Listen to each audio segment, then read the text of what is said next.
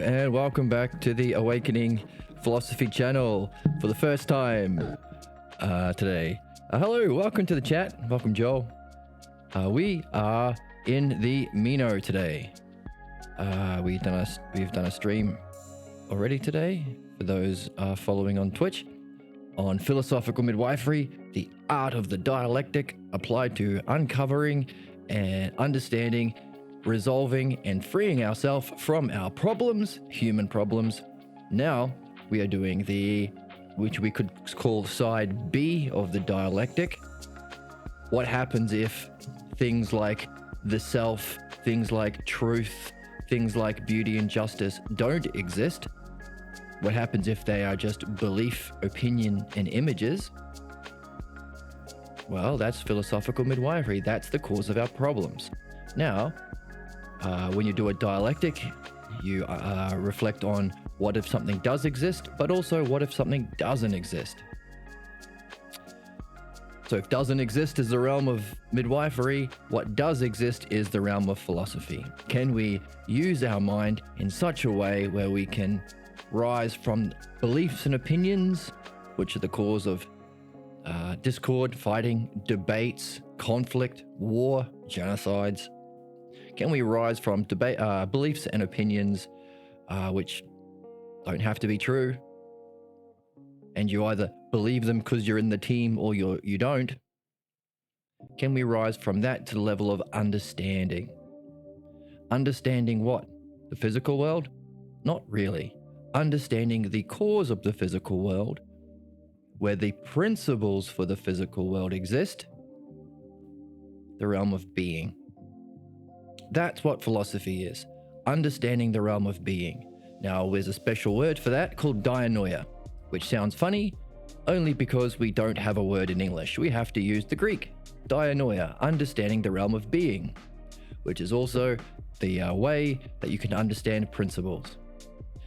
For those following along in the chat, you already know that for people interested in understanding everyday political stuff, there's another Twitch streamer who I recommend checking out named Denims.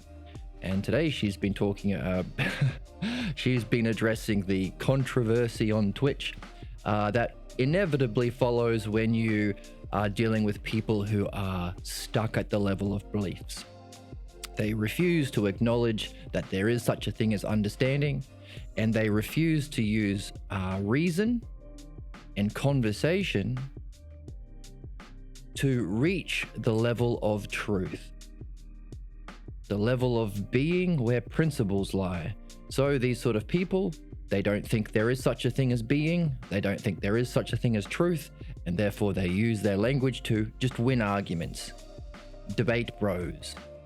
And it's frustrating because they'll say something is bad, but then they will turn around and say it's good when it suits them because they're not interested in truth. That was the subject of the Denim stream today. So what's the issue? The issue is, if you think that there is no truth, everything is relative to your own personal beliefs, then you will use language in that way, which will be infuriating. Lack of integrity. Normally this is associated with right-wingers or conservatives. They will say one thing, it's wrong to do this, and then they will do it straight away. And then you'll say, hang on a second, I thought you said it was wrong to do this. It is when you do it. In other words, it's not a universally true principle that we all share in. It's just something I made up because I'm stuck at the level of beliefs. Now that's the Meno. That's where Meno is. He grew up thinking justice, or the excellence of our soul, virtue, is winning. Doing good things for your friend who are people who share your own opinions, maybe in your family, maybe in your town, and harming your enemies, people who are different than you. It's his idea. Socrates has to deal with such a person who doesn't understand that there are universally true principles that exist outside of the realm of time and space, outside of our physical world that we perceive with our physical senses, that has to exist necessarily for our physical world to follow principles. for there to be things like gravity that exists all the time. Doesn't turn off because you don't believe in gravity. And it isn't like one of those sorts of things which is true for you but not for me. Gravity is always true for everyone. And those of us who want to understand gravity, there is no exclusion. You don't have to be Jewish or Palestinian or Israeli or Protestant or Catholic or black or white. Anyone can understand. Understanding is open for everyone. So it's literally the activity that can unify humanity, because everyone can participate, but also unify our souls. That's why we're reading. We want to be unified within ourselves. We can't wait for the world to catch up. We don't need to either, because we can be unified. So just as we see conflict between different people, we can be in conflict with ourselves. We might have false beliefs about ourselves and reality that says there is no truth, or you're not good enough. Maybe there is truth, but you are too smelly to reach truth because your ears are too big. These sorts of beliefs that we can have within ourselves that prevent us from going on the quest to discover truth, which is, as we've been reading in the Phaedo, our purpose. And as it's our purpose for everyone, you don't have to be in the right team or look a certain way or be a man or a woman. It don't matter. Therefore, we call it destiny. The destiny of man. Man meaning humans.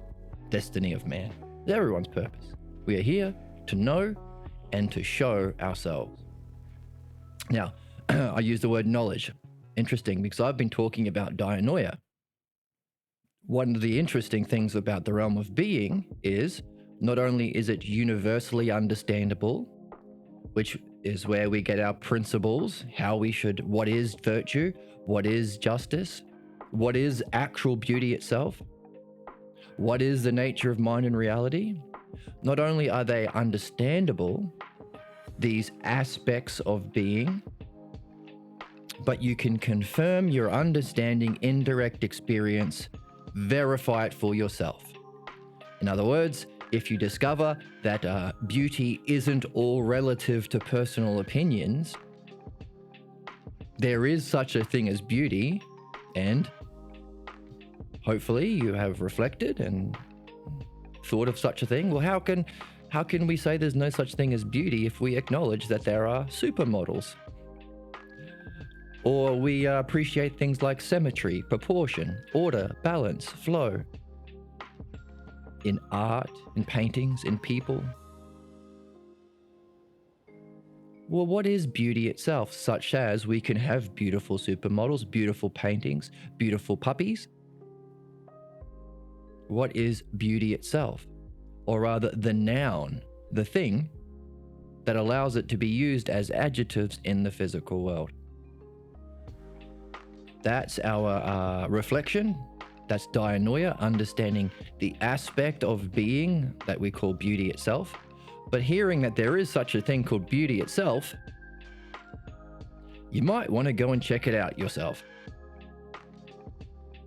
If someone said to you, "Oh, I saw the most beautiful dog," you would say, "Gimme, where is the beautiful dog? I want to see the beautiful dog."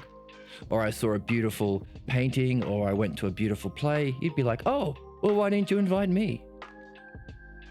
Same thing for beauty itself. If there is such a thing, so we can take all of those qualities I mentioned, order, proportion, balance, flow, goodness, and experience it immediately all at once, that's something called nous. Now, nous, the closest we have is the word knowledge, but again, just like understanding isn't understanding the physical world, nous isn't knowing the physical world, it's knowing the realm of being. Which makes learning a spiritual practice. If you mean by spirituality, separating the spirit or our soul from our physical body and experiencing the spiritual dimension. That's another way of saying the realm of being. Why? Because being is primary to and the cause of the physical, so we can call it the metaphysical dimension or before physical, Or if you're fancy, you can call it the spiritual dimension, because you can only experience it as a spirit. You can't see it through your physical senses. So what?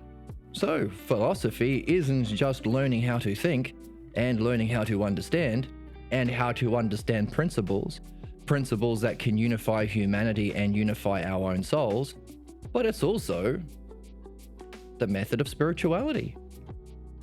Notice, you don't have to believe in Buddhism or Taoism or Hinduism, and you don't have to sit in an ashram for 20 years or, I don't know, hold your breath under a waterfall every morning.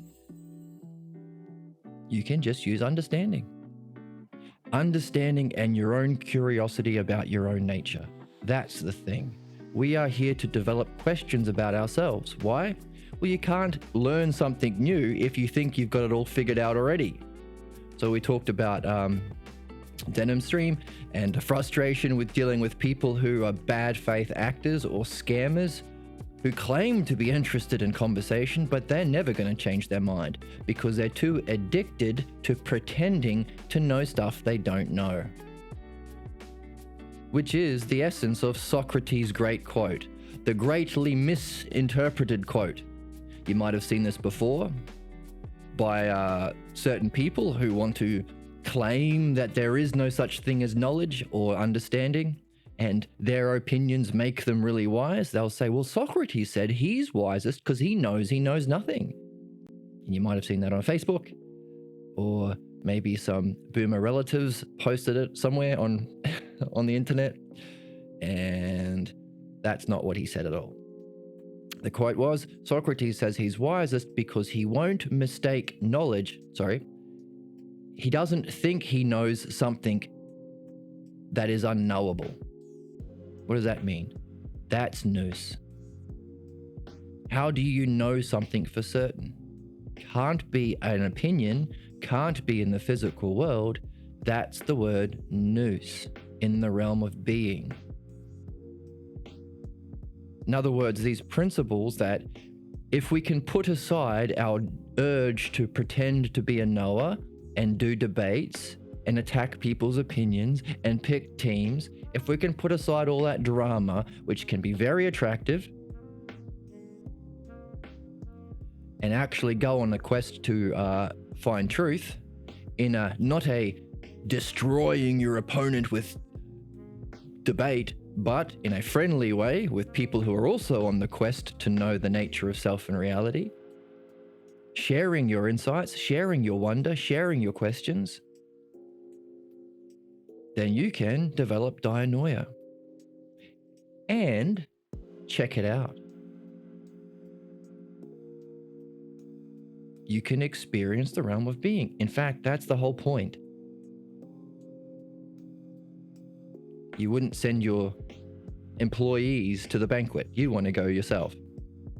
So, that's important. And it's important to distinguish. Are you talking with someone who's genuinely interested in understanding? If they'd rather stay loyal to their beliefs rather than sacrifice their beliefs, even if they're dearly held beliefs, even if dear mummy and dear daddy believed it too, and even if everyone at church believes it too, and everyone in your town believes it, are you willing to sacrifice that and all the problems that are caused by belief to gain true understanding, to rise to the level of principles and verify truth in your own direct experience? By the way, that party is a lot more fun than the church picnics. There are lots of reasons for that.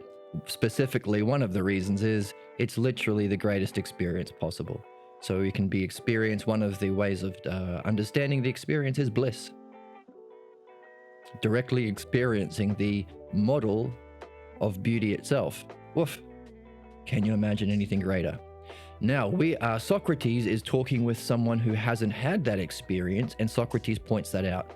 He says it's comedically tragic that your education stopped before you were able to become initiated into the mystical experience. Now we are wondering, how come? What does that say about Meno's teacher? Because he sidles up to Socrates and says, hey, you know how we both know what excellence is, the excellence of the soul, virtue. Yeah, do you think we can teach people? Socrates, you and me?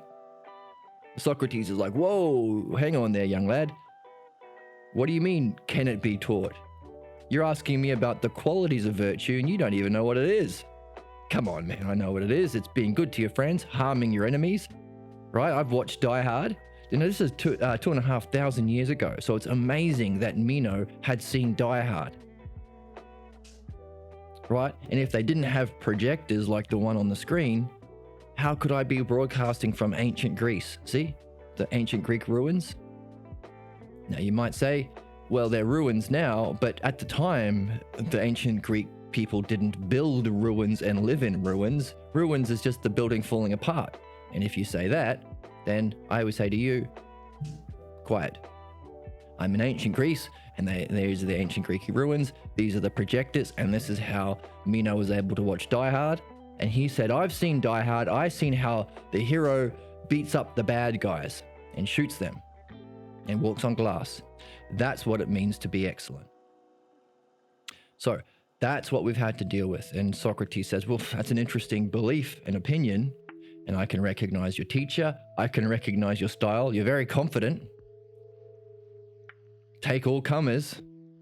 You know, this is my belief. Convince me I'm wrong. We literally have people who do that, and it's a meme. In the current time of recording, there's a meme of some right-wing ignorant person who really likes pretending he knows, and he has a little sign saying, "This is what I believe. Convince me otherwise." And of course, the joke is he's an idiot. He doesn't. Maybe that's unfair. He doesn't actually want to be convinced otherwise. That's why he's a grifter. He doesn't care. He knows that if he shares a certain belief, people will pay him money. Just like Meno's teacher, Gorgias, is paid money to teach Meno what virtue is, but he got away with just giving him opinions that Meno already had. And Socrates says that's tragic. Because real education is preparing the soul to actually verify your dianoia in direct experience. So, if that's the case, how do we get there? We already have taken off talking to grifters or people attached to their beliefs, willing to fight to the death for whatever beliefs or religious beliefs or opinions or cultural beliefs or opinions they happen to grow into, happen to be born into.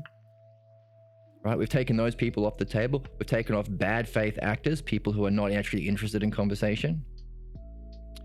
We've taken away those right-wing grifter meme people. So what do we do? That's what we're learning. How is Socrates treating someone? Notice Meno started by hurling insults. He said, hey, you don't know what virtue is? Well, you wait till I post this on Instagram. He didn't say that. He said, wait till I go back home and tell everyone else that the great Socrates doesn't even know what virtue is. Started slinging some insults. He was really owning Socrates. Socrates turned around and said, hey, by the way, you're right, I don't know. In fact, I've never met someone who does know. Oh, slam. Meno said, well, haven't you met my teacher Gorgias? And Socrates went, I have. And then he did this. Dabbed. Because he owned him. He didn't own him. He wasn't falling into that ego game. Yeah, I haven't met anybody, but let's talk anyway, even your teacher. Let's reflect. That's the Meno. So we're learning, first of all, we're learning how to change our mind because we are Meno. We are Menos. Because we're human beings. By being a human being, we have developed false beliefs about what reality is, what's knowable. I don't recall ever learning in school that there's a realm of being that's knowable. In fact, I went to a Catholic primary school and they taught us the exact opposite. How dare you even ask that question? You can't know what is real beyond the physical world because you're a sinner. So everyone, by being human, gets false beliefs. Our job, therefore, is to do our best to let go of our egoic attachment to those false beliefs and learn. In other words, how can we change our mind? So, Meno may or may not change his mind. Doesn't matter. Doesn't matter for us. Because we are Menos. Socrates is talking to us. Really, that's what's going on. Now you might say, but that doesn't make sense. This happened 2,500 years ago. How can he be talking to us now? That's a good question. If you have that question, hold on to it. Now, one clue about that question is, well, if the realm of being is accessible by philosophers and by Socrates, and it's the cause of the principles that we experience in the physical world and the cause of other things we experience like beauty and justice and goodness, and it's metaphysical before the physical, then it's before time and space, because time and space are the characteristics of our physical world that we perceive through our physical senses. These critters here, and these,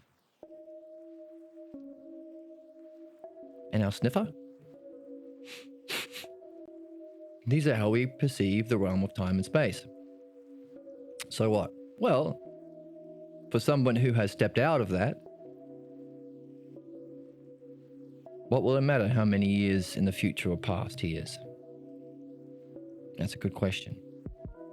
Now, it's something that I've heard before from a philosophical teacher. The real philosophical conversation isn't happening in this third dimension. By the way, Socrates invites us in the Phaedo to join him. Said, hey, by the way, tell my friends, because in the Phaedo he's about to be executed, and he says, tell my friend who's also a philosopher, come join me. What? You want him to kill himself? No, you have to kill yourself. Just separate from your body. And our question is, how do we do that? How do we do it? Well, the hypothesis we're working with is that's the dialectic. That's the dialectic. Systematic reflection on a certain topic that exists in being that allows us to understand it, not just understand it, but is a doorway to the verification of that understanding or the metaphysical or the spiritual experience. If that's the case, then we can understand spirituality. Just as we said, there is conflict in our world and within our souls based on people's opinions about what's justice in the world. Because we lack dianoia, universal understanding of justice, and nous, the direct verification of justice itself. So too, if justice is one of the aspects of the realm of being, so too is soul and mind. So just as we say, there need only be one politic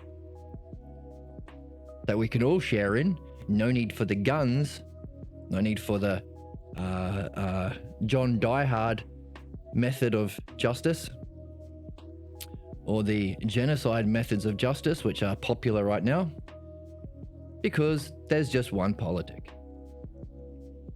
Just like when you go to a doctor, you don't pick between different doctors who have different opinions about medicine. There's just medicine. Same thing with mechanics. Your car works a certain way. You just want to understand it and use that understanding and experience of the mechanic to benefit your car. So too for benefiting the soul. If one of the aspects of being is mind and the soul or psyche, so too, there's just one spirituality. No need to fight over who wears the coolest robes, or whose priest or pastor or imam or pope has the biggest hat, or who's killed the most heathens and non-believers, who's had the most successful crusades in torturing and murdering people who don't believe. No need for that. You can just understand spirituality. We can? Yep, that's what we're doing. Worth doing? I think so. Why hasn't it been done before? Good question. We've covered that a little bit, talking about what happened to Socrates, what happened to this kind of education, the education that realized that education is really remembering or training the soul to re-experience and understand what we once knew. What happened to that? Emperor Justinian, and who wanted to begin Christianity, killed all the philosophers, leveled it to the ground, and said, hey, you know how you were doing dianoia and nous? Why don't you just go right back down to the bottom and belief? And just believe what I say. That's the Dark Ages. That's the Roman tradition. That's the history of our tradition. That's where modern education comes from. That's why we have to reawaken philosophy. And that's why we call this podcast Awakening Philosophy. Neat. I think it's neat. Do you think it's neat? Type in the YouTube comment section, yes, very neat, if you think it's also neat. So what? So another reason is we haven't had a good translation of the text until now. So we've kind of been hamstrung a little bit. One of the reasons why is because the past translators have been influenced by that tradition and their own beliefs, causing them to really miss the mark. Now, we are reading with a higher level of integrity. We're reading more carefully and looking at the Greek when we have to. Fortunately, we have the Juan Balboa translation. He's a translator who also was learning philosophy in the right way and doing philosophical midwifery to remove his false beliefs that will influence his misinterpretations. So we dance to the Rocky theme because his name is Balboa and his translation is the best around. And that's a dialectic. The model of understanding, the model of education. So we could call it the model of models, the model of spirituality, and so on and so on. And whatever else you do, I encourage, if you're a writer or a musician or a mechanic, try and employ the dialectic wherever you can. See what happens. See if it improves your understanding of your own art. So another way that you can understand the dialectic is the opposite of debate. How do we relate to our fellow man? When someone has an ignorant opinion that is causing harm, like the ignorant opinion that virtue is harming people, the bad guys, right? Benefiting your friends and harming your enemies. What do you do with such a person? Do you hope that you have a bigger army so you can blow up his army? Or do you debate him? Do you do a flame war on Twitter? Or do you engage in a dialectic? Now, easy question because the answer is dialectic. That's not a spoiler. It would be obvious if you've been listening to the stream so far, into the podcast so far. What is the dialectic? How is Socrates using it in his communication? That's what we're figuring out. Now, also, we have recognized that the text follows a similar dialectical structure. So, if the dialectic has, let's bring it up on the blackboard. Dialectic has 4 simple parts. Isn't that interesting? Just 4 parts. You know what's more interesting? A mouse that works. Where have we written up the dialectic? Here we go. 4 parts. Definition, demonstration, division, and conclusion. Simple, simple, simple. Now, it ain't simple until it is. That's the game. We want to be as puzzled and... There we go. Now it's up on the board. We want to be as puzzled and confused as we can with a question. To carry a question is to be on a quest. Thank you, Gandalf. Puzzled and confused as we can. Gathering the necessary parts as we read.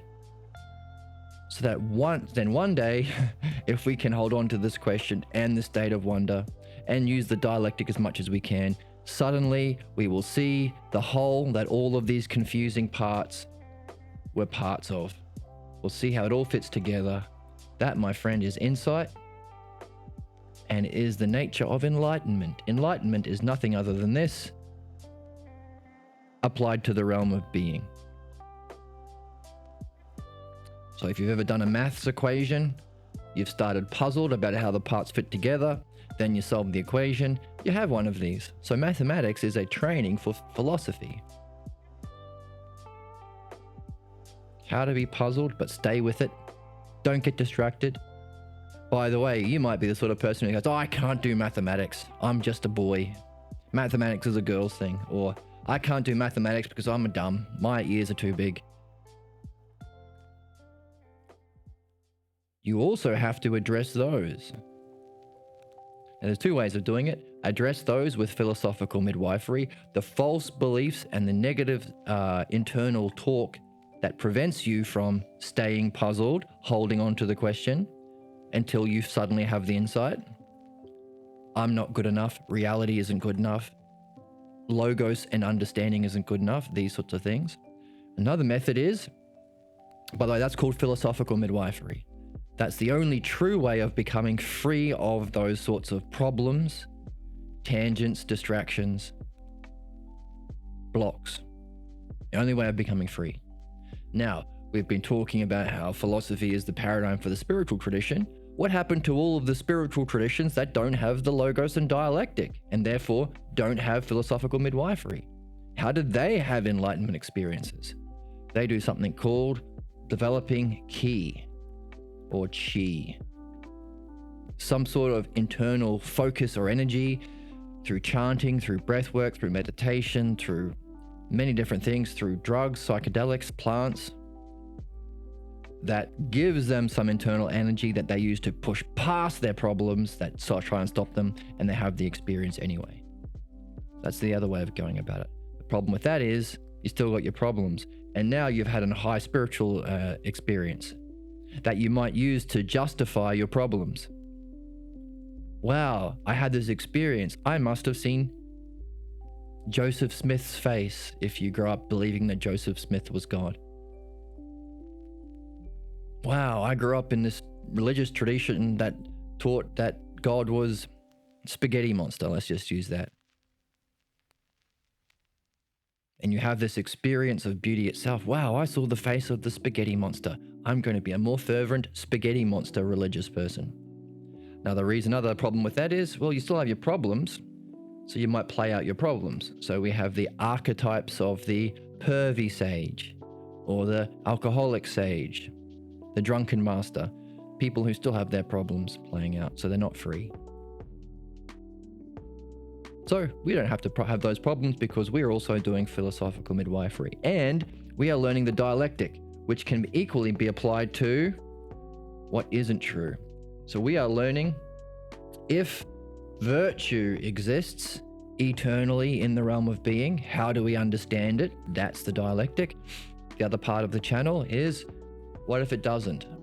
What are our false beliefs? It doesn't exist in being. That's what exist means. It's not exit. Exist.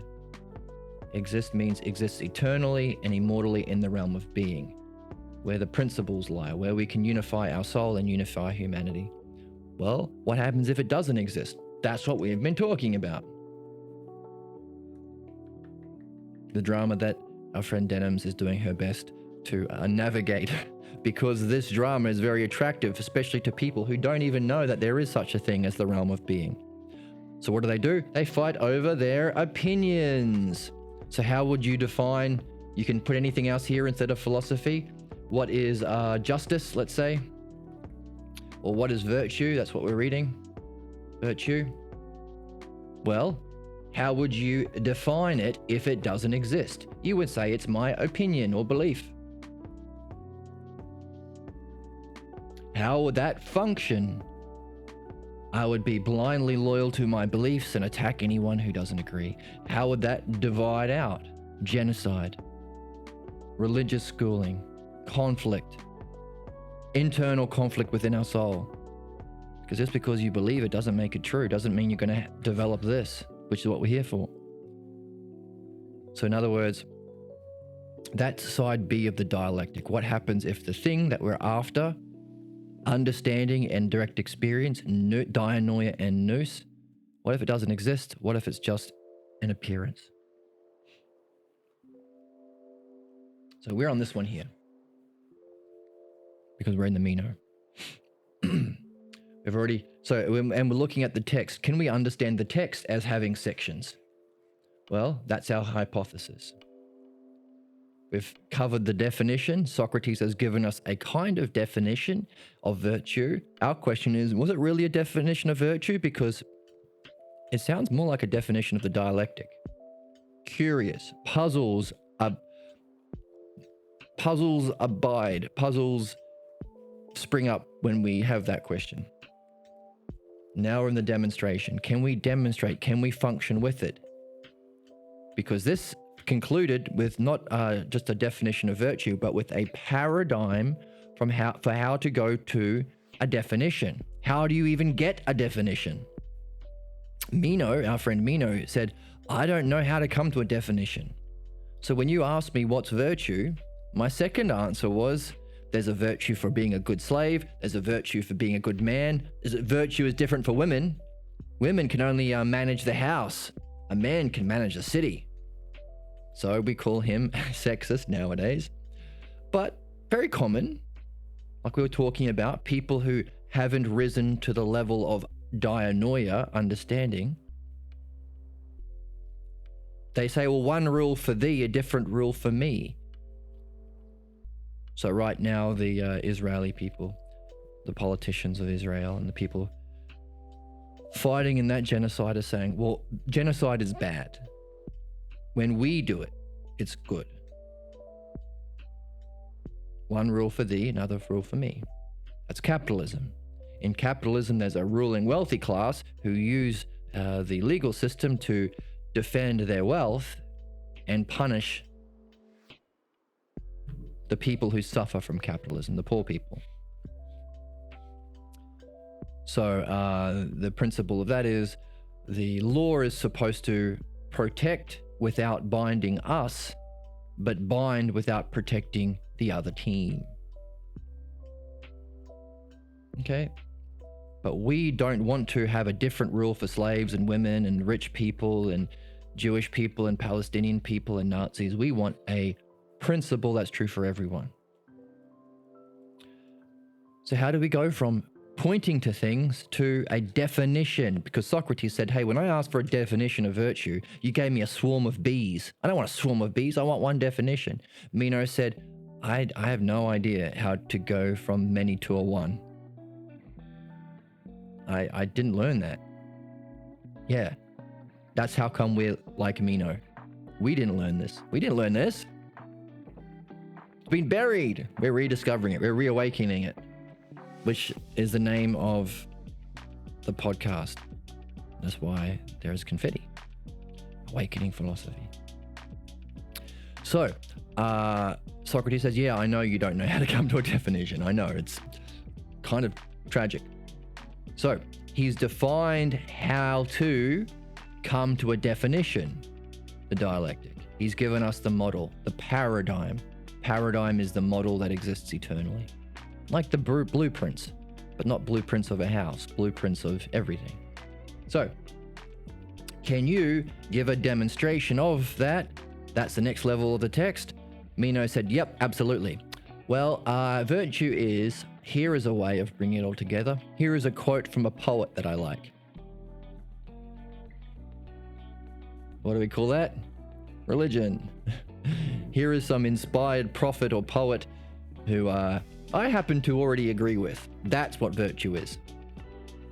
Now, that has never caused problems.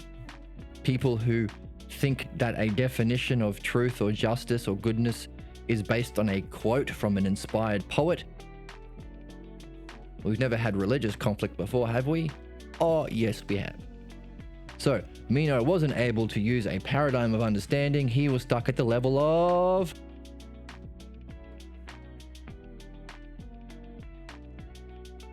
beliefs, where you pick teams with people who believe your stuff. He quoted a poet. So,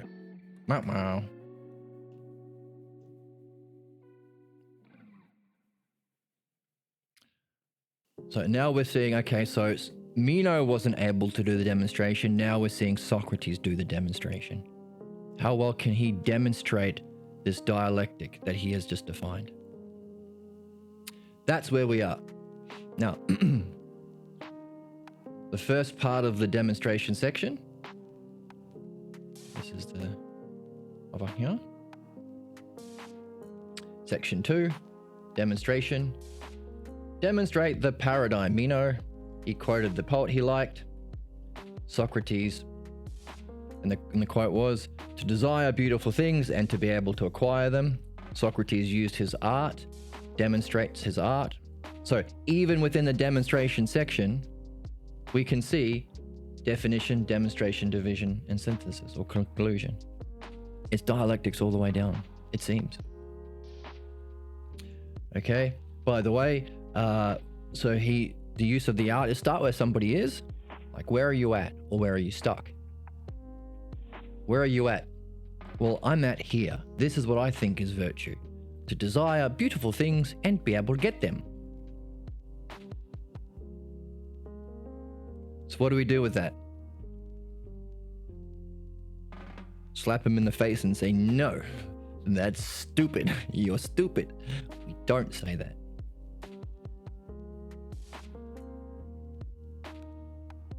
We do this instead. What do we do? Okay, we take where he is, desire beautiful things and be able to acquire them. Notice at the level of things, again, telling us he hasn't realized that there is something non-physical that's worth pursuing more than physical stuff, more than Bugattis and dollar bills, y'all. There is something that's not a thing. That's the cause of things that we are here to get. So, what does he do? Okay, desire beautiful things. By beautiful, do you mean good? Key distinction. Because just because something's pretty doesn't mean it's good for you. Anyone who's dated a crazy girl will testify to that. By the way, this realization that beauty doesn't equal truth is something that we didn't learn at a young age. We didn't know at a young age. So people who appeared beautiful, we took them for the truth. That's where we got our false beliefs from. It's no coincidence that you can't learn religion. It's not something you can study at college and then become this or that religion, because it's not based on evidence and reason and understanding. It's based on belief. Then how do you learn something that can't be taught? Good question. In fact, this question is part of the Meno. Can you teach virtue or can it only be learned? Well, our false beliefs are learned, not taught. Teaching involves many different things like asking questions and stuff. Our first teachers appeared beautiful.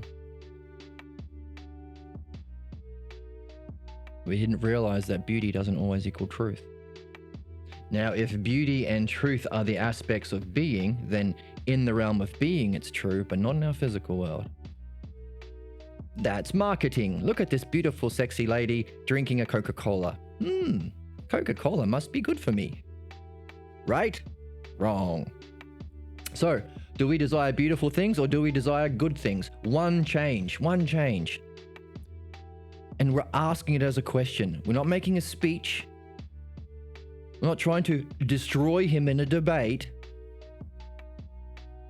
We are being as virtuous and beneficial as possible, as genuine and caring, and using our highest understanding and our highest vision of reality as best we can artfully to benefit the person we're talking with. The exact opposite of how everything else is done in the physical world. At this part of history, which teaches debate at school, doesn't teach dialectic. Which teaches physical stuff, things, and not the realm of being. Which still debates over religion and political opinions and has votes and not true understanding. So, we're not doing debate, we're doing dialectic, which involves one change. Asked as a question in a friendly way, do you agree? If you don't, we will go into it. If you're not sure that we actually desire good things, we could break that down into another dialectic until we are come to a mutual conclusion. And then we go back to this dialectic. Don't have to, because he's already on board. Yeah, I mean good things. Okay, can we divide that up? Does it appear that some men desire bad things? Well, of course we do. We're not all Socrates. Is it because they think bad things are good, or they actually recognize bad things are bad and still desire it? Those would be the evil people. They know it's bad, but they want it anyway. That's why we need to genocide them. We'll call them savages or monkeys or vermin or whatever. Vermin was applied to the Jews. The Jews applying savages to the Palestinians, repeating the cycle of violence. Why? Because they're not learning. Why? Because this is learning. Can they? Yep. Pick up a Balboa translation. Enjoy this podcast. Learn. Simple. Only simple when you've gone through the confusion of being puzzled for a long time and done your best to apply the dialectic to see it as a whole. If you reject such a thing out of straight away, there's no such thing as a principle, it's all just beliefs. My daddy said so, and he quoted a poet who was a prophet. Did you know that? Therefore, not gonna play. Okay, you can't do that. You're gonna get stuck. I mean, you can do that, but it's gonna cost you. And if you do that, you shouldn't be in charge of anything. So, Meno says it appears that you can think bad things are good and desire that. Or you can actually recognize that bad things are bad and still want to do that. You recognize that the bleach is bad for you, still want to drink it. Okay, so that's our synthesis, our unification. Okay, our conclusion, you take that and you apply it back to the start. Therefore, it appears to you that anyone who recognizes bad things are bad, nevertheless goes on to desire selves. Yes. Okay, let's break that down. What do you mean by desire? Desire, is it come to be the self? Is that what it means to desire? If you desire something, you want it to be yours?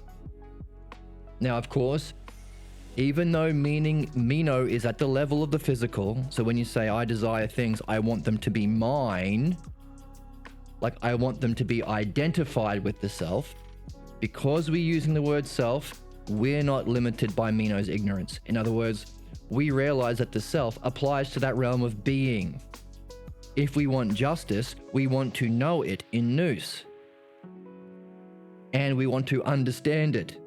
So we're not overwhelmed by the experience or afraid of it, like, oh, it's the devil, or this is the experience of knowledge that my priest told me to be afraid of because devil will get you.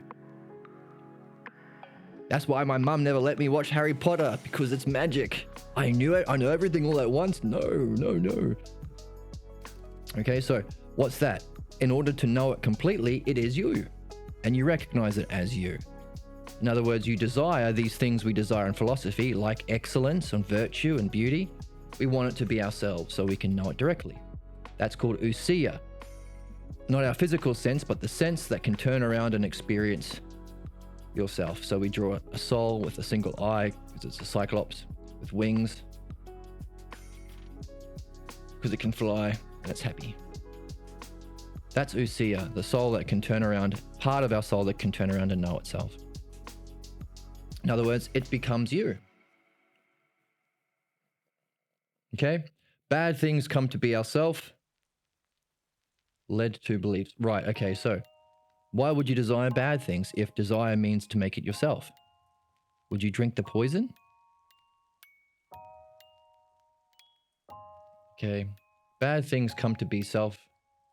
Okay, if bad things come to be yourself, you get harmed. That's something we all recognize. Bad thing comes to be self, you benefit. That's where we are. Let's jump into text and keep reading, because that doesn't make sense.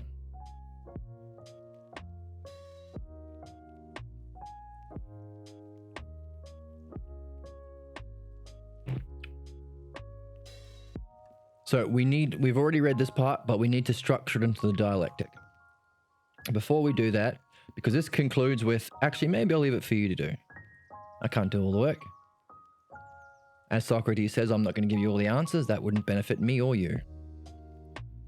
Only a pretty rich boy would demand such things.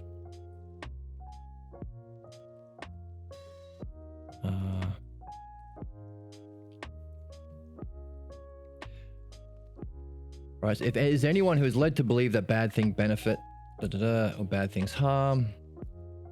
Okay, Meno says that some people are led to believe that bad things benefit.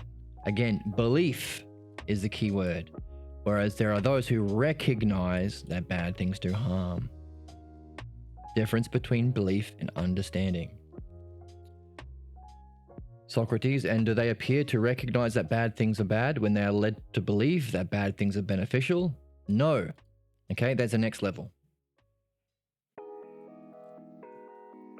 They are mutually exclusive.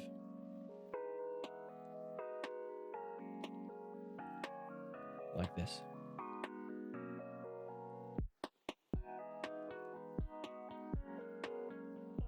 So if this is 1, this is 1, and this is 2, 1 and 2. Again, it's a question, and Meno says they can't be the same. You can't recognize through understanding that bad things harm while also being led to believe that they do good. So Meno says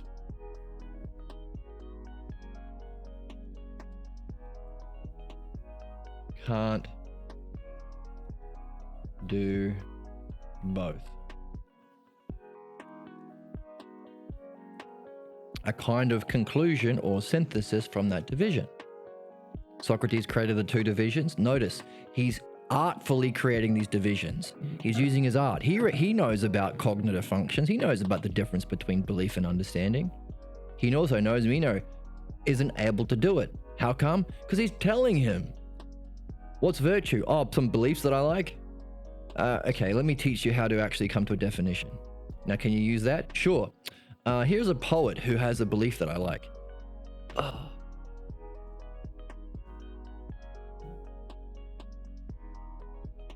What the hell are you talking about there? So, recognizing that's where he's stuck, Socrates demonstrates his art by saying, hey, let's create these divisions. Because Meno still thinks that there are bad guys, evil people, who seek bad things. Maybe those are the people who should be genocided, put in prison. Right? Isn't that how we do it nowadays? Criminal is someone who desires bad things even though they know better. Why would you desire a bad thing if you recognize that bad things do harm? No need for prisons. Can you imagine such a world?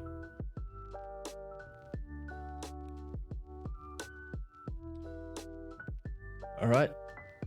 So, Socrates, is it not clear then? Oh, these double negatives always get me. Is it not clear then? Why say it that way? Anyway, maybe he has a reason. That can be a question I carry. That these people do not desire bad things since they are unaware that they are bad. Now, selves are bad. Again, I'm using the they are bad, but selves can apply to being. Do you really desire this idea of justice? That it means doing a genocide when it suits you? Of course you don't. You have been led to believe that this bad thing, doing a genocide, is good. You don't recognize through understanding that desiring a bad thing, seeking genocide, will actually do your soul harm. You're unaware that they are bad. Justice, your idea of justice is bad. Altos. Or this physical thing, drinking the bleach is bad. It's a physical thing. Self has all those levels. Important. Because this text is working multi-dimensionally. That we don't have unless we have a Balboa translation that has the word selves translated in a way that's never been translated before and has the word altos above. Now, I say that a lot. Let's prove it.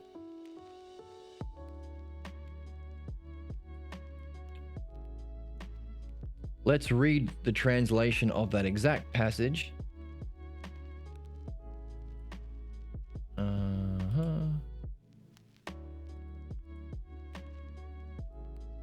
and see if the word self, which again is which is multidimensional, applies not just to physical things, but to the realm of being, not just to the realm of being, but also the cause of being, the one self. Let's turn down the brightness on my monitor because I look a bit weird. Here we go. Okay, let's bring it up. So we are at 77, bottom of 77D. Our conclusion. People do not desire bad things since they are unaware. They have been tricked by belief that those things are actually bad. But they desire those things which they think it's good. They think it's good to do the genocide, don't they? They think it's good to have beliefs, don't they? Defend their religious beliefs. Whereas, on the other hand, that it's actually bad.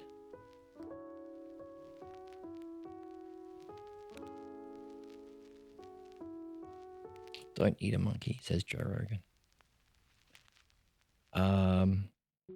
So, is it not clear that those who are unaware that selves, things, aspects of being, or the one self, all right, don't carry a false view of yourself? That's the pathologos that causes your problems. Anti-logos, pathologos, sick logos. It's a cause of problems. That's a fundamental false belief about the self that causes our problems. So are they unaware that selves, autos, in the Greek, we can read it for ourselves, and our translator highlights it for us so we can read it. They are unaware that selves are bad and instead think that selves are good. Therefore, they desire good things. Question mark. Again, it's a question. Do you agree? Are you with me? I'm not trying to own you or gish gallop, which is what a lot of the right-wing grifters do. They say a million false things at once really quickly. Or they use big words because big words sound smart to people who don't understand. We're not doing that. Are you on board? Are we together? Now, that's the conclusion. Very important. So that's the top of 77E. So let's jump in to that in the translation we had before, the Balboa translation.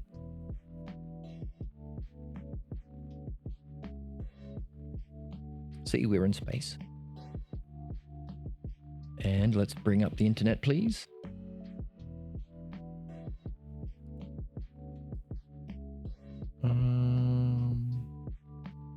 Oh, look.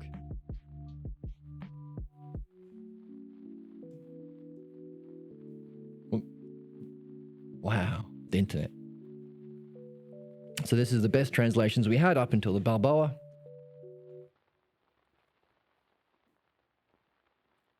Okay. So let's read the section. There are some that desire the evil straight away. Is there any evil in the Greek? No.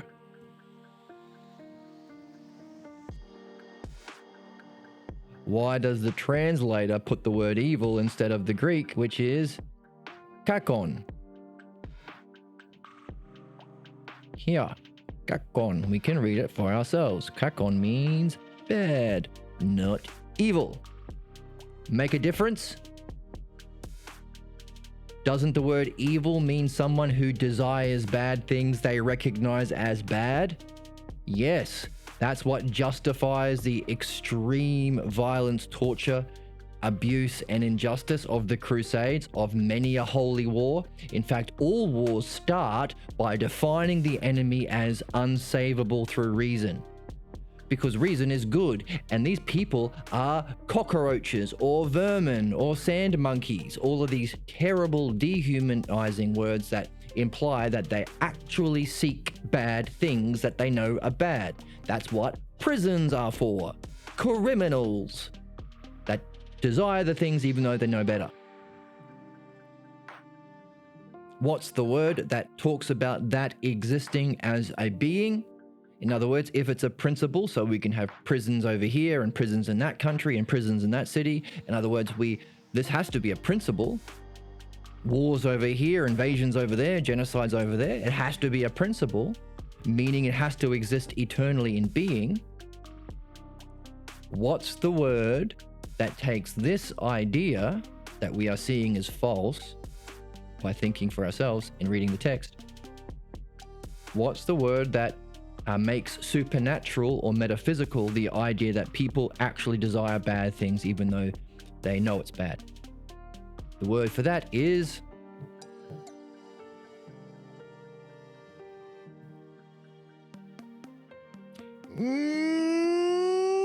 evil. Evil. Evil is a supernatural, metaphysical, spiritual force that desires the bad thing only. So it's used to scare people who haven't learnt to reflect or haven't read the text or haven't discovered the logos, haven't distinguished belief from understanding. The people who are most vulnerable are manipulated through fear of this idea of evil. It's also used to justify violence. You can't shoot the bad guys unless there are bad guys. That's what the word evil means. Now, it ain't in the text. In fact, Socrates is literally making the exact opposite point. Can you see how our understanding of philosophy and of Plato and of Socrates and of nature of reality has been so backwards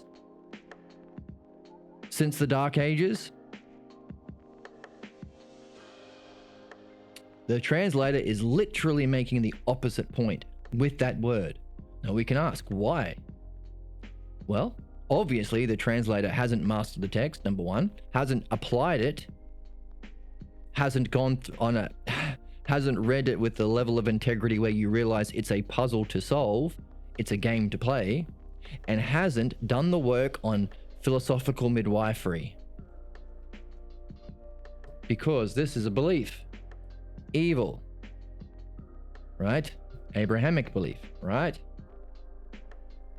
Christian belief as well. Abrahamic religions. Well, many religions. It's a way of viewing the world. That the world is a battleground between the forces of good and the forces of evil. And one day the good guys will win. That's our team, by the way. So there are a lot of people from these Abrahamic religions who are in charge of armies who are actively seeking World War III so it will bring about Armageddon and Jesus will come back, or whoever their religious figure will come back and the good guys will win. So actively seeking the destruction of the planet, if they're not grifting but they're true believers. Worth addressing.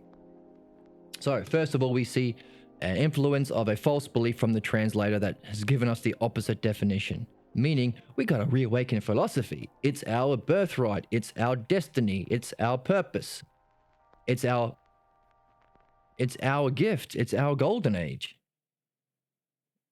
It's literally the spiritual and intellectual history, tradition, and birthright of all of Western society. But because it's the Logos, isn't just Western. For all of us.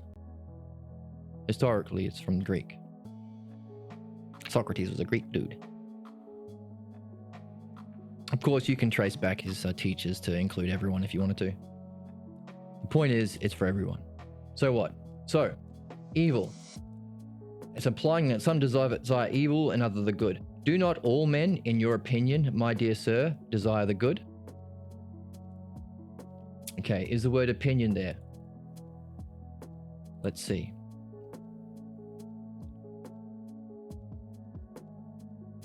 So that's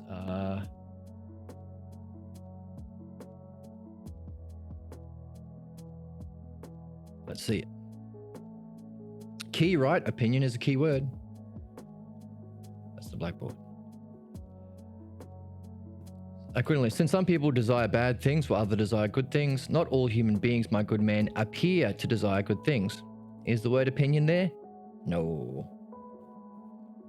Appearance. How important has the word appearance been for us? Key. It's Meno's problem. Yeah, this is the same thing. With philosophy and midwifery, it's the same thing. You can't change the words people use. People tell you where they're at and where they're stuck. We're learning how to artfully change one word at a time through mutual reflection and understanding. We've changed beauty into goodness. But you can't just go around changing things. Why? How are you going to diagnose the person's problem? If he's saying, oh, appearance, appearance, appearance, and we change it to opinions. The two are linked. Translations have all been rubbish. If you value, well, anything, integrity, truth, understanding, you can't play the game. It's like there's a puzzle to be solved, and all of the clues have been taken out by the translator. What are you left with? Garbage. A straw man idea of philosophy, by the way. Anyway, let's keep going.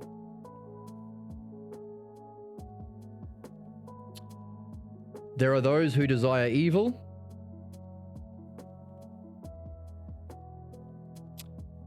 Since some are desirous of bad things. Different?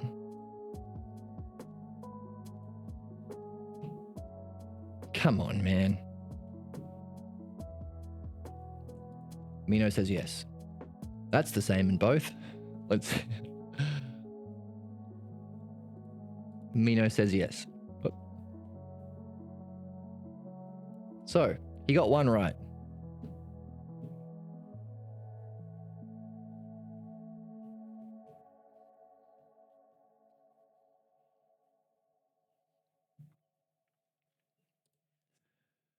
By thinking the evil to be good, do you mean, or actually recognizing it to be evil and desiring it nonetheless?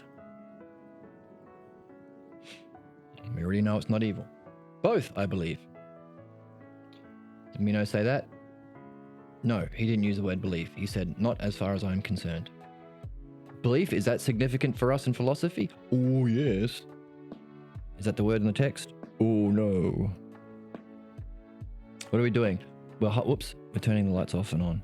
We're highlighting the significance of the work that we're doing here and the value of reading with this level of precision and integrity, and also understanding why the planet is in the predicament that it's at, given we have an understanding given to us 2,500 years ago of how to understand the nature of reality, rise to the level of universal understanding that benefits everyone, doesn't exclude anyone, removes the need for violence and oppression and prisons and genocides and war. If this was given to us 2,500 years ago, why are we stuck in our problems? Why do we have to have this podcast and reawaken philosophy? Now, I can tell you the way people understand philosophy ain't philosophy, and that's why we're in a predicament. But you don't have to believe me if you see it for yourself. Now, one of the questions in the text is, can virtue be taught? Are you being taught this, or are you seeing it for yourself? By the way, is this excellence? Is part of the excellence of the soul recognizing the nature of the problems we have and what would be needed to solve them? Not just for humanity, but for ourselves? In other words, are you doing it? Are you doing the Meno by learning in this way? And as such, are you not being taught virtue, but learning it? Take that question with us. We have a big sack of questions.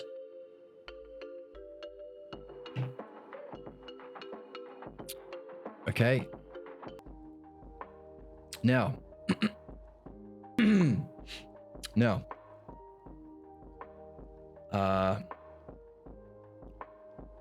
Belief wasn't there.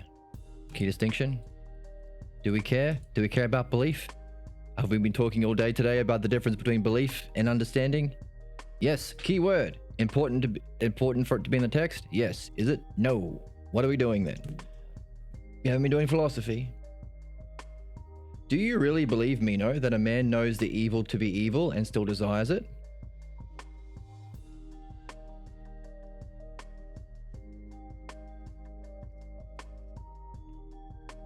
Do you mean by thinking the bad things are good, or by actually recognizing they are bad, but nevertheless go on deserving selves?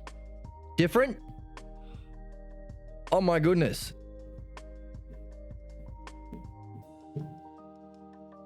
So different.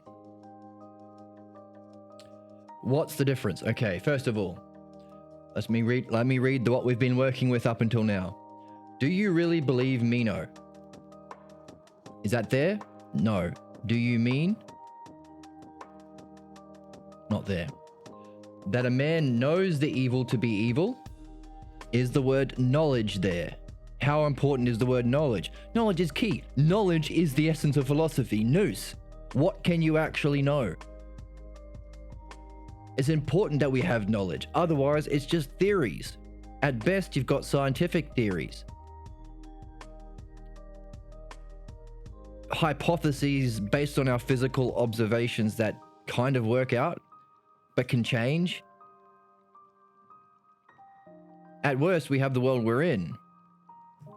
Personal beliefs and opinions governing everything. So it's important that there is such a thing as knowledge. We can actually know it. How key is that?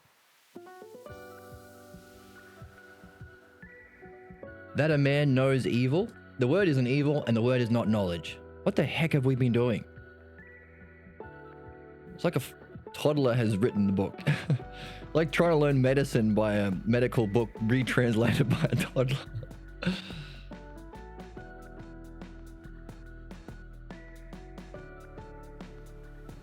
Hey, I'm allowed to say that because I paid a lot of money to study philosophy at university and I got taught garbage too.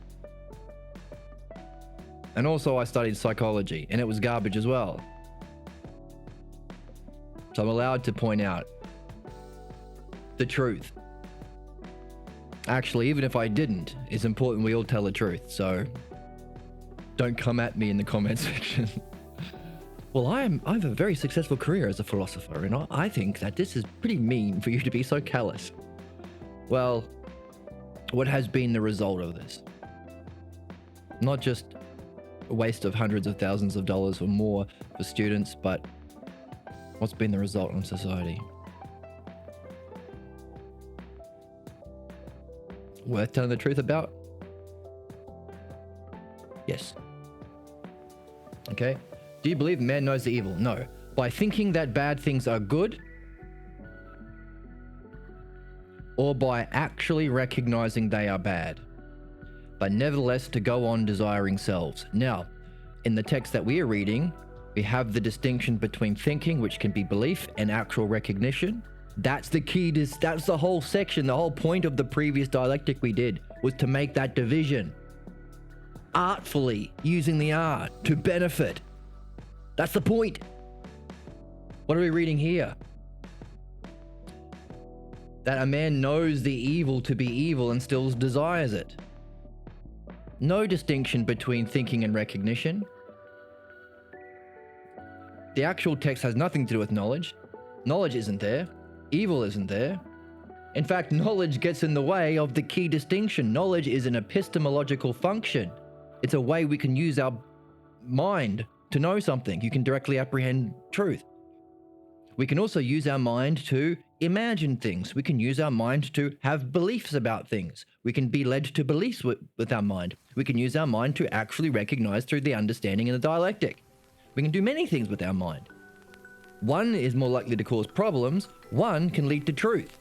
That distinction you need to make. If you're a doctor, hey, by the way, you can have a beer with your cereal in the morning, or you can have a lovely glass of water. One's going to lead to problems, liver damage, alcoholism. One's going to be really good for you. You need to make that distinction if you are going to be functioning or demonstrating with the art that we have already defined in the first section of the text, the first 10 pages. This translation has the doctor saying,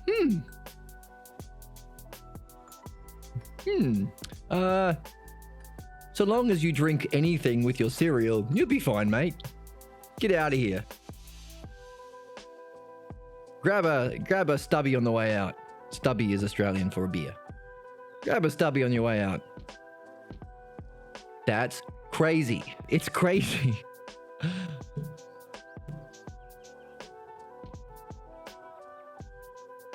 So miss the key distinction, put in a word that's not there. So if we have knowing, understanding, and belief, he is making a distinction between belief and understanding. He's not talking about knowledge at all. So you remove that, remove the beer and the water, and he starts talking about something else. By the way, are you having Cocoa Puffs? All right. Well, what about the beer or the water? Cocoa Puffs is lovely. Yes, but we're not talking about Cocoa Puffs. But Cocoa Puffs. But no. You know what? Cornflakes are evil. Evil? How can cornflakes be evil? Evil cornflakes. You know who likes cornflakes? The devil. What are you talking about? You are going to lose your medical license if you talk like that. And this is how we've been learning Socrates. This is why we have the channel. We are learning to read and having fun doing it in a new kind of way.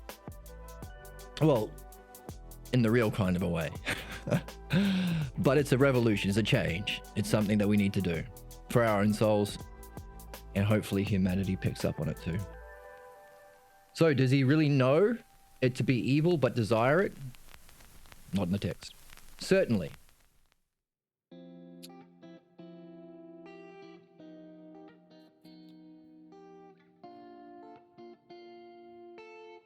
Okay, that's the next section. Let's see it in the text. Since it truly appears to you that anyone who recognizes that bad things are bad would nevertheless go on desiring selves. Now, many differences. One key is selves. Selves here. Selves here. How many times has the key word self been translated properly in the Platonic text that's supposed to be defining philosophy for our entire Western culture?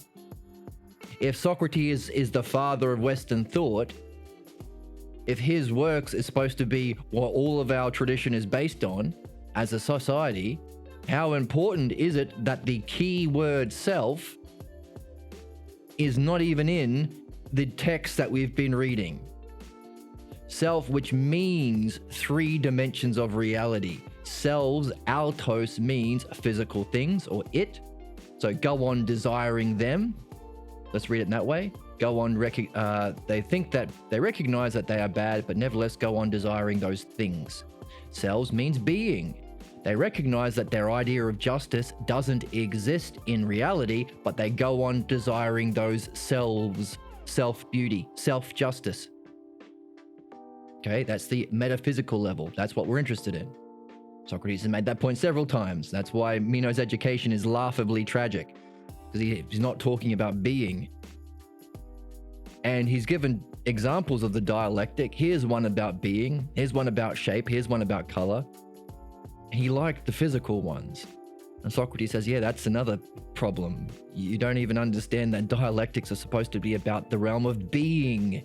You like the ones that talk about shapes and colors. In fact, right now, at the time of recording, there's a meme insult by people who do not reflect properly, do not think for themselves, and are moved by shapes and colors.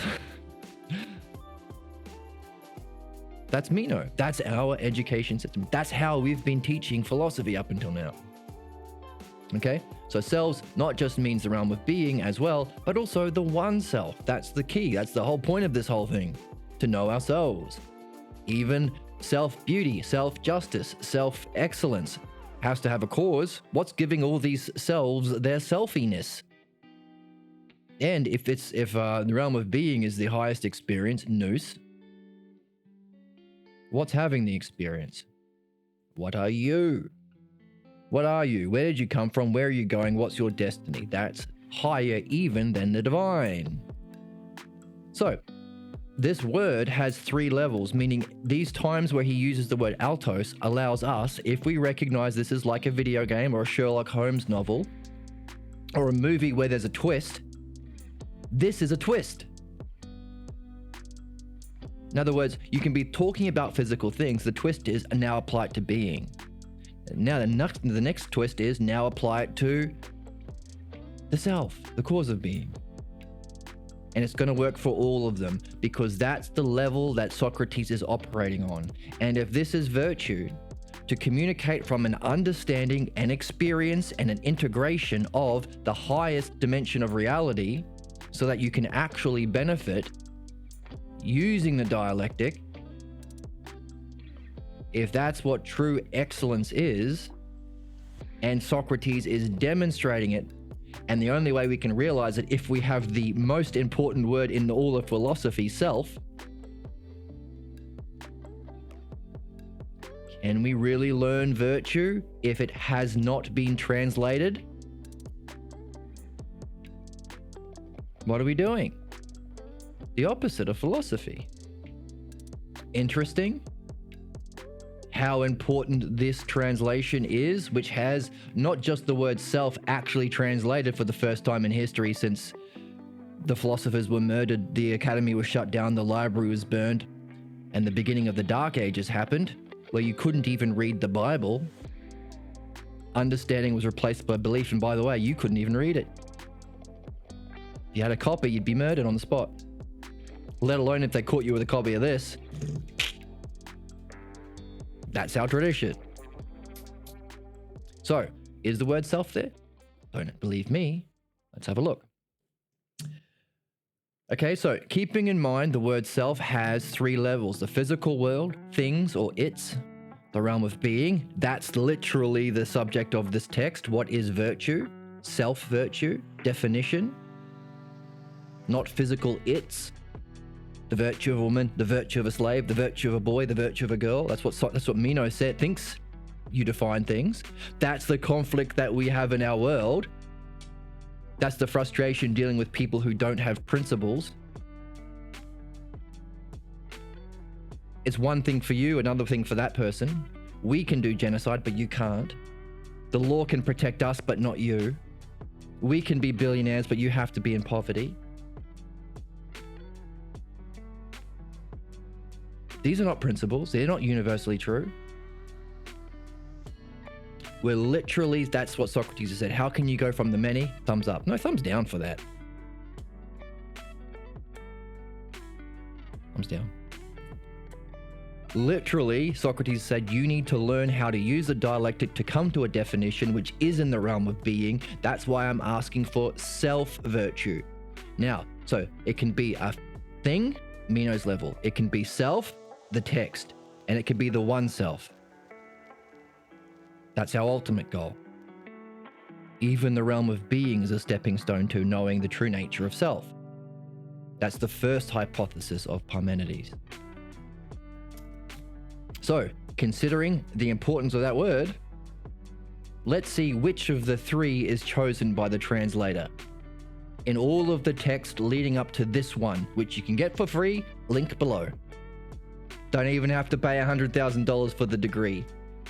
You could buy me a coffee, maybe, if you wanted to, donate some money. But you don't have to, it's free.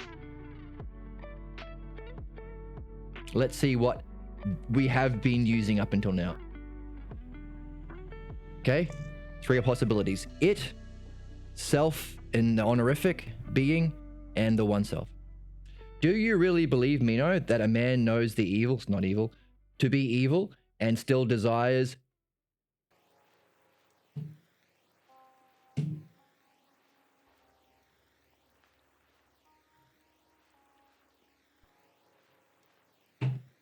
it? Literally the lowest level. Literally the level Meno is on. Literally the reason why Meno has a problem. Literally the purpose of the text is to get away from this translation of altos, which causes our problems, which causes injustice, which causes conflict. What the heck have we been doing? So, one way of looking at it is, no wonder we're in this terrible position as a species we're in. Still have war. War still exists. Still exists. Capitalism still exists.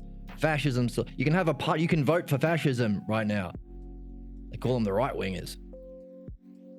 Harm our enemies. Fear of the other. Others are bad. Invade things. Look after your own. But not really your own, because we're even exploiting you. Manipulate beliefs. Trick you into believing the bad thing is good. You can vote for that. You can vote. That's literally the right wing movement. What are we doing? Can you see? Now, can you be taught that? Or did you have to learn it? See it for yourself. Have you recognized why this thing that we have been told is good, this misunderstanding of philosophy and Socrates, you've been led to believe it's good. You've been led to believe that we have been knowing what Socrates says. People say, hey, Socrates is the father of Western thought. Socrates is the wisest man ever. Sure, that's right, but not for the reasons they think. And you've been led to believe that we understand that. We don't. Our translations have been garbage. Literally the opposite of what Socrates has been saying. Our translation of Socrates has been, Socrates is a doctor who would have alcoholics come in and he'd recommend they have beer with their Cocoa Pops. No, he says, don't drink the beer, have the water. No, look, it says beer. I know, but that's not what it says in the Greek. Greek's hard. Yeah, but we have internet now. We can look it up. Yeah, well, we didn't have internet 20 years ago.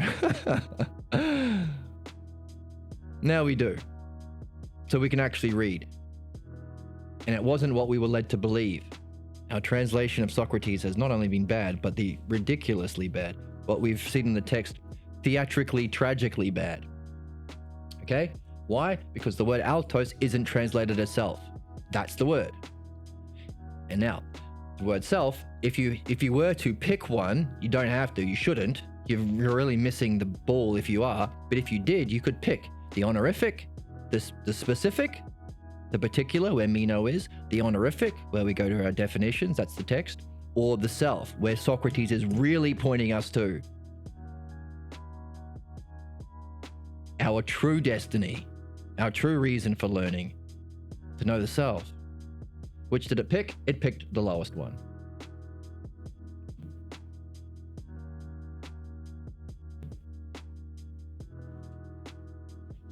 Let's keep reading.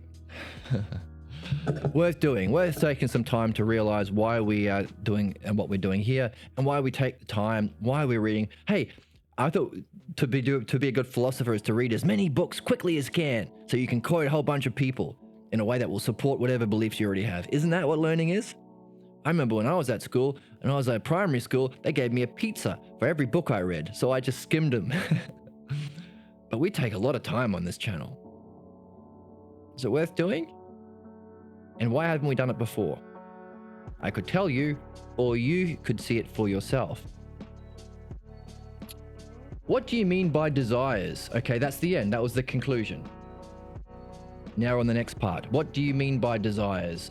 Desire the possession of it? Yes, what else could it be? Let's read it in the text.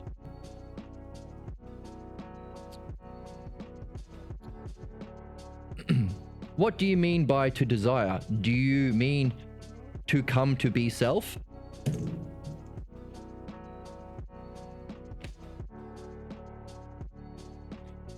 See? Now, two essential things in the text come to be.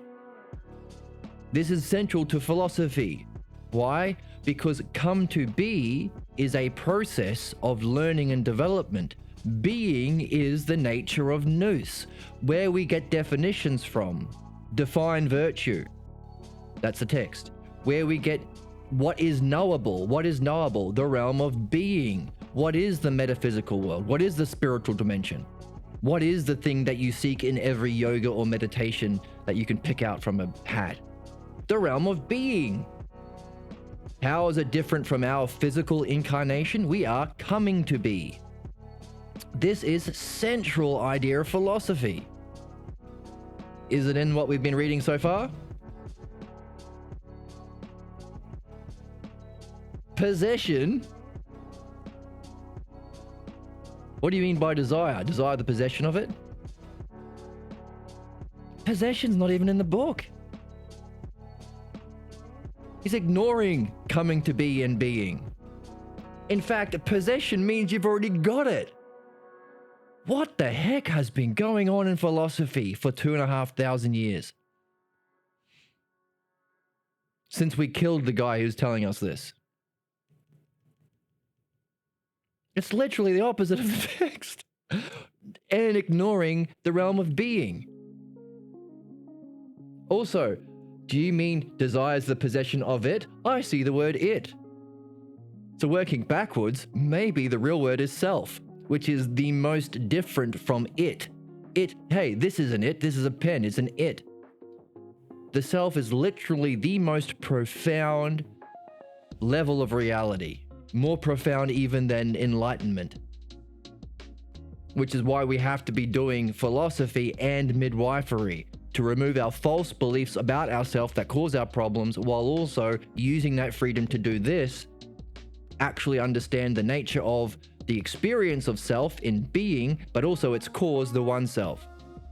Literally, self is the most profound idea, and the word used to translate it is the least.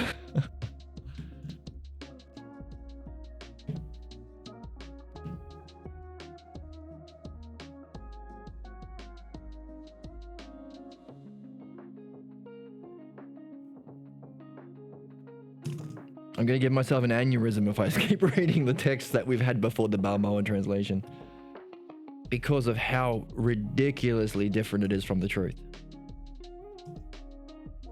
Now, if I run up to you in the street and say, hey, by the way, do you know that our complete understanding of philosophy is not philosophy at all? In fact, what we think is philosophy is literally the direct opposite of philosophy. And because of that misunderstanding of this key idea, this key field, philosophy, this key exercise, we have all of the problems that we have as a species and as an individual soul. The cause of your problems is a fundamental misunderstanding of one idea, philosophy. But we can change that. Not only solve all our problems, but find our highest experiences of reality and go beyond that to know the self, which is not only the greatest thing we can do, it's our purpose. Not only our purpose, but the purpose of all intelligent beings. So we give it the name destiny, the destiny of man. If I told you that on the street, what would you say? You'd say, I don't know, sir, this is a Wendy's. Sir, who are you? Get out, get away from me. In other words, can I teach it to you? Or did you have to go through this process of seeing it for yourself? And not just seeing it for yourself, wondering about it. Tonight, tomorrow, all year, until Christmas. Wonder about the implications of this fundamental misunderstanding of someone who we recognize is the wisest ever, the father of Western thought he's called. One of the greatest books you ever read is The Republic. Well, Meno's introduction to The Republic. We haven't been reading what we acknowledge to be the greatest book ever.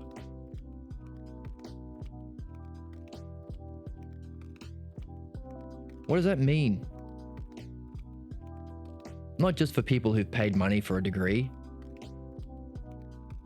but our species. Socrates was put to death, and at his trial, he said, hey, listen, I'm a gift from the gods to humanity. What have we been doing with that gift? Is it any wonder why we are stuck in repeating cycles of problems? Wars and genocide still happen. We still have prisons. We fought the Nazis and fascism, but now you can vote for a Nazi party. We have capitalism, which is fascism with extra steps. And hey, what they call the fiduciary responsibility, the people with all the money and all the power and owning all the resources, they don't even have to pretend to care for the people in capitalism. At least you can go to a corrupt king or a corrupt president and say, we can overthrow you because you're supposed to be caring for us and you're taking all the resources and killing us and exploiting us for your own personal profit while destroying the planet. We're going to overthrow you.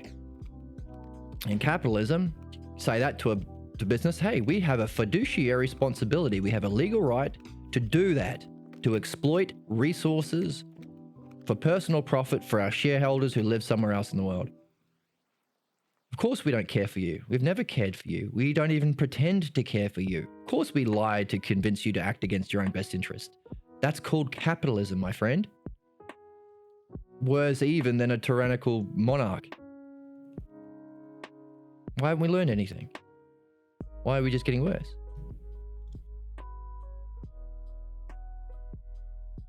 What did we, by the way, if Socrates said all those things, he pointed out the anti-logos people that we can expect. The people who claim to be philosophers but are actually philodoxia, lovers of opinion, who use their arguments to debate and muddy the waters and don't learn the logos and prey on your beliefs and fears. If Socrates predicted all of this 2,500 years ago, like a doctor using his art to diagnose a problem, and he prescribed the remedy 2,500 years ago, and miraculously it survived many burnings of libraries, what have we done with the diagnosis? What have we done with the prescription? What have we done with this gift to humanity? Socrates at his trial said, hey, look, you want me to stop doing philosophy because you don't like what I say? I'm going to keep, what do you mean? I'm not going to stop, ever. My life is like a tour of duty. I've been stationed here by the gods to help humanity. I can't leave my post. I'm not going to stop doing philosophy. By the way, I'm not coming back. I have experienced those dimensions of reality. That's what philosophy is. I know where I'm going. I know I've done my work here. Why? Because I know what the work is to do here. It's to master the logos through the dialectic. Apply it to our false beliefs, philosophical midwifery or purification, and then use that freedom from our beliefs and tangents and self-sabotage to know the truth. That's dianoia through the dialectic. You confirm it in nous. You go beyond even that to phronesis, where you becomes your essence. He says it's a kind of nurture and education you can take with you. Therefore, it's the only rational thing to be doing here. You can't take your Bugattis with you, Meno. And I know that there are levels to the afterworld. And just like most people are chained to their problems because they haven't learnt the dialectic and logos, so too, you'll be imprisoned in reincarnation because how you live here will affect your reincarnation. That's how come I know I'm not coming back. I've escaped both because I've done my work. So I'm not going to stop doing philosophy, even to my dying breath. It'd be absurd to. And I'm not coming back. What do we do with that? We killed him.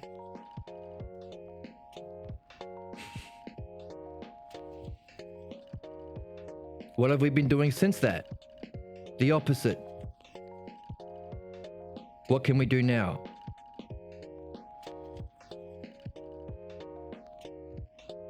That's the question for us. That's the channel. What can we do now? Is what we're doing now excellence? Is it virtue? Is it our purpose? Is it destiny? Is it learning to read? Learning to read in a new way? You tell me. So, good questions. Let's carry those questions and see where it takes us. See where it takes us by reading the text while also carrying these questions as part of the game. So, do you mean by desires the possession of it? Oh, goodness. What does it actually say? Do you mean to desire? Do you mean by to desire to come to be self? Different, hey.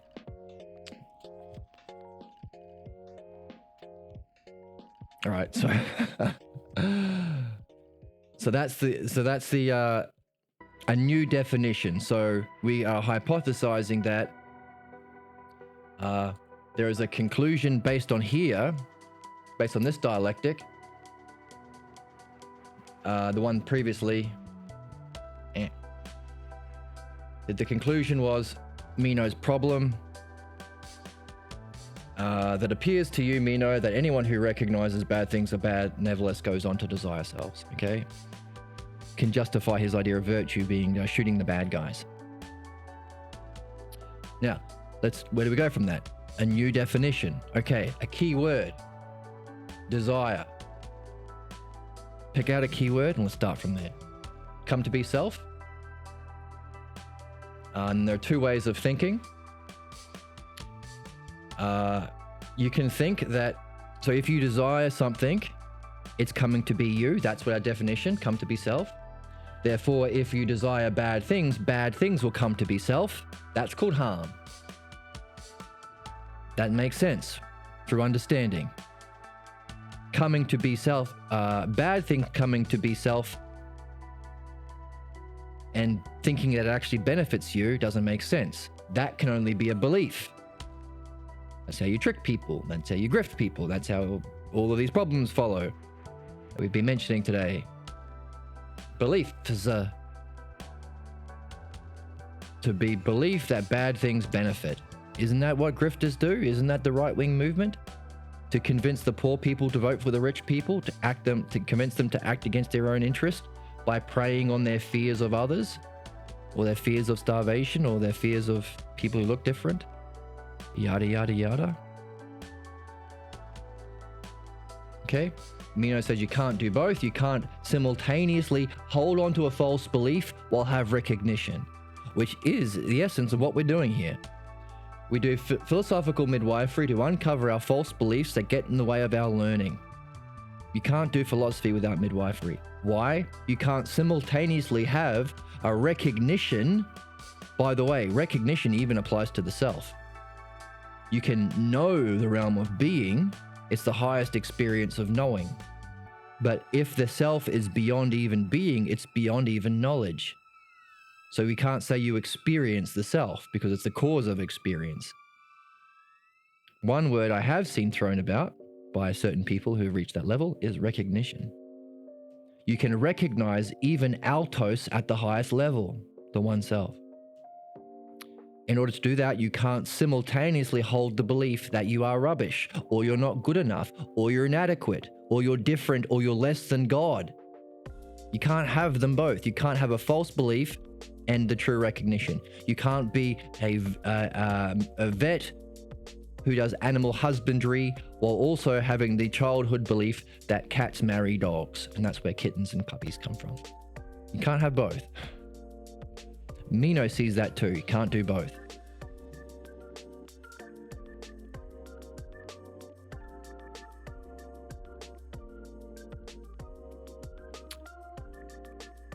Okay. So, people do not desire bad things since they are unaware that they're bad. They only desire the things that they think are good. They are unaware.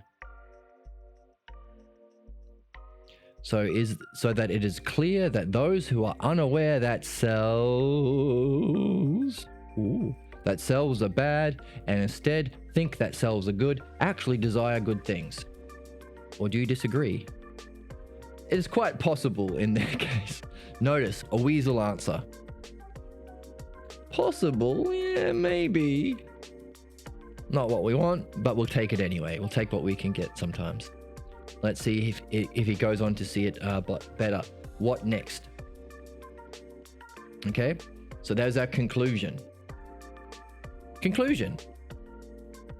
A nice tidy end to a dialectic before moving into the next one. What's the conclusion? Let's put it on the board. There we go. Therefore,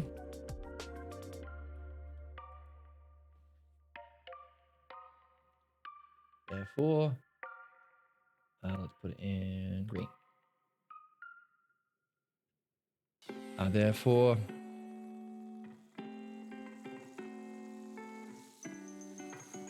Therefore, people do not desire bad things.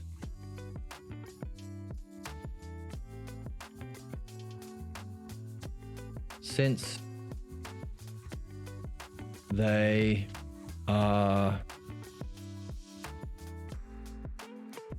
unaware. What's our problem? Some people are genetically bad or evil or less or not chosen by God, or is our problem simply a problem of unawareness. Unawareness. What would be the different kind? What would be the world that we would live in if one were the case, and what would be the world if the other were a case? Do a dialectic. What would follow if A? What would follow if B? If you're curious. Unaware. They are unaware that selves are bad.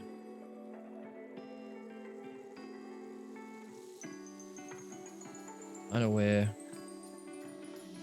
that selves, let's do something that the past translators and teachers of philosophy haven't done yet, and put the right word in. The keyword selves.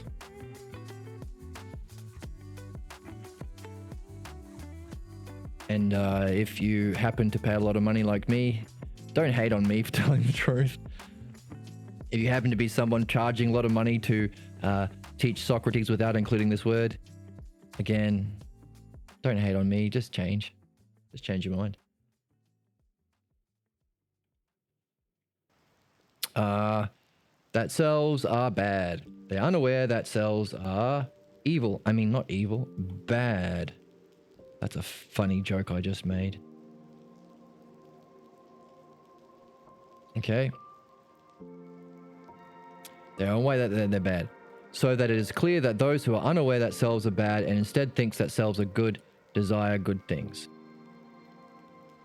Okay? In their case, so this is a certain kind of people. Meno hasn't yet seen that all people are in this group. Only these people. So maybe there are people who actually do understand bad things are bad and still want it to become their self for some crazy reason. Okay, so notice kind of repetition. This first part, on the one hand, these people do not desire bad things since they are unaware that selves are bad, but they desire those things which they think are good. Just put that in.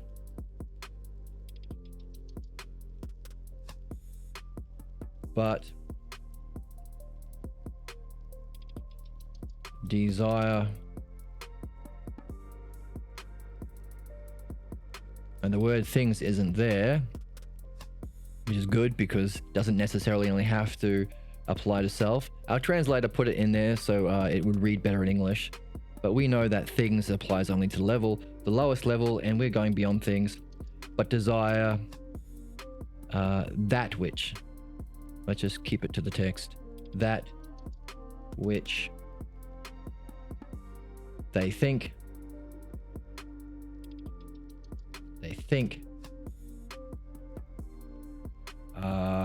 are good. Good. Okay, cool. Nice conclusion. From the dialectic, we've learned something new. Hooray for us. Do I get some balloons? Yes. Now, whereas on the other hand are indeed bad. Oh, okay. Okay. Let's keep the whole thing. Why not? They desire that which they think are good, but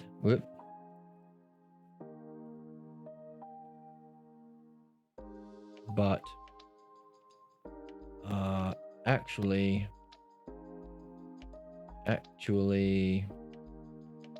mad.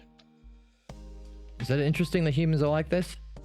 Interesting world we've been born into, where people do not desire bad things since they are unaware that the selves are bad, but desire that which they think is good but are actually bad. Is that an interesting world? What kind of a world are we in that this can happen? Isn't that interesting? Yes. Super interesting. Now, so that it is clear that those who are unaware that selves are bad and instead think that selves are good desire good things. Kind of a repetition, only a slight difference. What does that tell us? Why repeat yourself? What's the difference here? Well, when we see something like this, a conclusion that has kind of two parts that kind of looks similar or almost the same, what does that tell us? It tells us that we might be in where have we written it out? Here we go. 4 categories of the dialectic.